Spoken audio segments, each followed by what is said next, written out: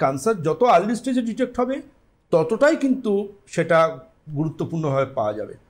আর সবচেয়ে গুরুত্বপূর্ণ কি জানেন তো, সবচেয়ে গুরুত্বপূর্ণ হচ্ছে প্রস্টেটের মধ্যে যে টিউমার বা স্তল থাকে, এটা কিন্তু ক্যান্সার হওয়ার প্রবণতাও থাকতে পারে, নন ক্যান্সারাসও হতে পারে। কিন্তু সেক্ষেত্রে ক্যান্সার হলে বা না হলে সিমটম কিন্তু অনেকটা একই। সুতরাং এটাকে অগ্রাহ্য করা যাবে না, আপনাকে আপনার ডাক্তারবাবুর সাথে এটা নিয়ে কথা বলতে হবে, যেটা নর্মাল নয়, আমার যে সমস্যাটা হচ্ছে।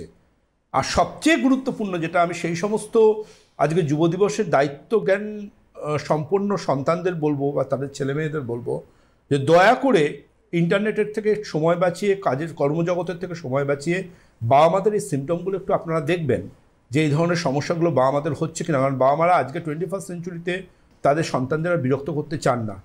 তো এগুলো একটু দেখবেন, কারণ 3rd বা 4th স্টেজ যদি কার্সিনোমা হয়ে যায় সেক্ষেত্রে কিন্তু মানুষটাকে আর রাখতে পারবেন না আপনারা, সেক্ষেত্রে কিন্তু অনেকাংশে বিপদ হয়ে যায়।